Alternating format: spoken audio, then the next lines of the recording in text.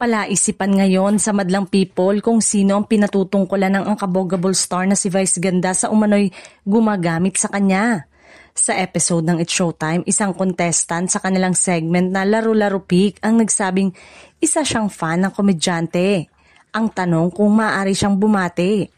Pwede po ba akong bumati? Tanong ng contestant.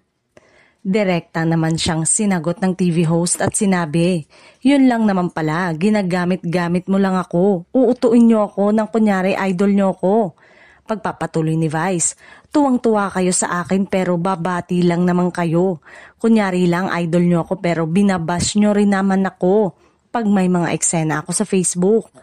Kalaunan, muli namang bumanat si Vice at sinabing, di ba pinaglolo ko mo lang ako, mga etsosera kayo dito. Kunyari close tayo pero may mga post naman kayong tsaka tungkol sa akin.